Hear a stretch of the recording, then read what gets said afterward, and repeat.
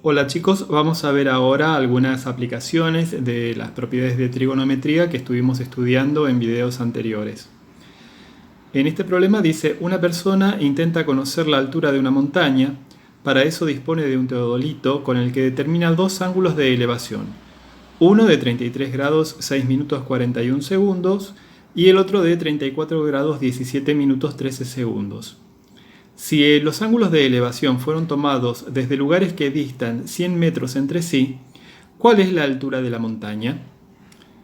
Bueno, primero vamos a decir qué es un teodolito. Un teodolito es un aparato que se utiliza para medir ángulos y se lo utiliza en construcción. Por ejemplo, acá tenemos dos imágenes. Tenemos un operario que lo está utilizando. Se utiliza como si fuera un telescopio y en esta zona tiene preparado ya una escala graduada para conocer los ángulos de elevación o de depresión. De elevación si estamos buscando un punto más alto y de depresión cuando estamos buscando un punto más bajo. Bueno, la situación habla de que se tomaron los ángulos de elevación desde dos lugares diferentes que están uno respecto del otro a 100 metros. Cuando nosotros tenemos acá una situación similar a esta, no vamos a estar dibujando a una persona, ni al teodolito, que puede ser tanto un hombre como una mujer claramente, ni la montaña, sino que lo que vamos a trabajar es con una figura de análisis mucho más simplificada.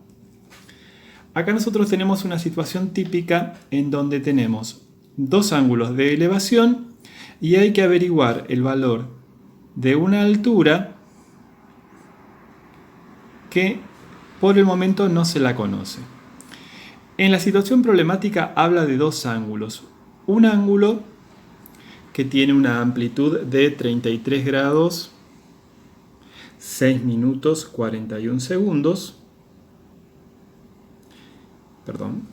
Y el otro ángulo que tiene una amplitud de 34 grados 17 minutos y 13 segundos. Para saber cuál de los dos ángulos va ubicado acá en la base, nosotros tenemos que tener en cuenta que a medida que nos acercamos al elemento que queremos medir, que en este caso es la altura de la montaña, a medida que nos acercamos el ángulo de elevación es cada vez mayor. Entonces acá fíjense que el ángulo alfa tiene menor amplitud que el ángulo beta, o sea, es más cerrado que el ángulo beta. Por eso es que acá yo ya escribí alfa y beta. Recuerden que de los dos ángulos, el mayor es el que está más cerca del objeto que queremos medir. Para medir esta altura no hay que hacer grandes cuentas. Ustedes pueden leer los apuntes teóricos y ahí tienen demostrada una fórmula. Y en esa fórmula me dice que la altura que queremos averiguar, este valor de x, es igual a la distancia que hay entre los puntos desde donde se tomaron los ángulos de elevación. Nosotros acá tenemos un punto y otro punto que no sabemos en qué lugar del camino o de una montaña cercana están. Lo que sí sabemos es que de un punto al otro, según las condiciones del ejercicio, hay 100 metros de distancia. Esos 100 metros de distancia es la distancia, valga la redundancia, que existe entre los dos puntos desde donde se tomaron los ángulos de elevación. Esa distancia es de 100 metros. Como ya les decía, hay una fórmula que ya está demostrada en los apuntes que nos dice que esa altura va a ser igual a la distancia de los puntos de toma de los ángulos de elevación, que en este caso son 100 metros, por el seno del primer ángulo, que tiene 33 grados 6 minutos 41 segundos, por el seno del segundo ángulo, que tiene 34 grados 17 minutos 13 segundos.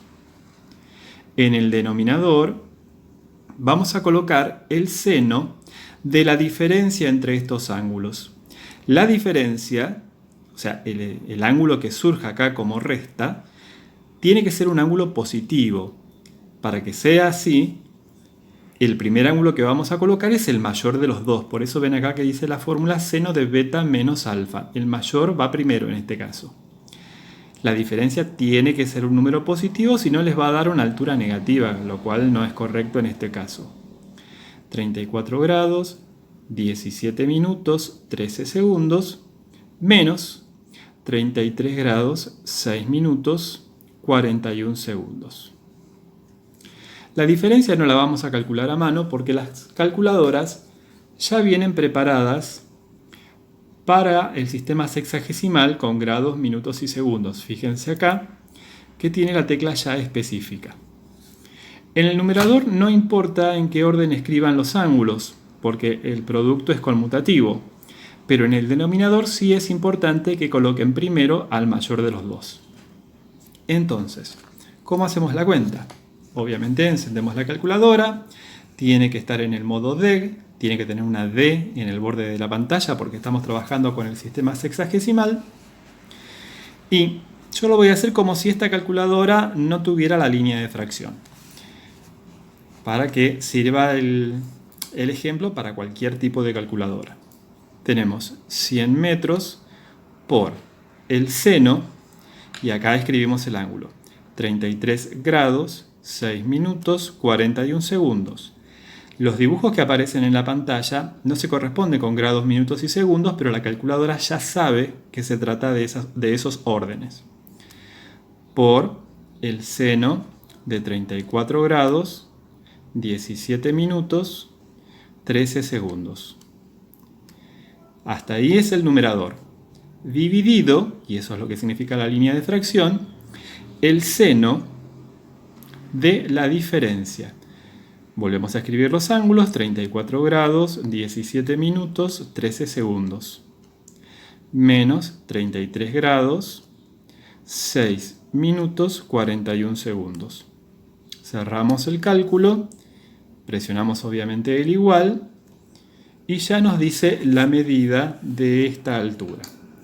La altura de esta montaña es de 1499,978 metros. ¿Cómo sabemos que son metros? Y porque es la única unidad de medida que está presente en este planteo. Y ahí terminó. En las situaciones problemáticas, a veces para reducir la complejidad, en lugar de colocar ángulos con grados, minutos y segundos, trabajamos con valores enteros, lo cual es mucho más sencillo y fácil de hacer en cualquier calculadora. Como acá ya resolvimos la situación, ya respondimos la pregunta, ¿cuál es la altura de la montaña? La altura de la montaña es de 1499,978 metros. Ya como está todo resuelto, el ejercicio terminó y nos tomamos un recreo.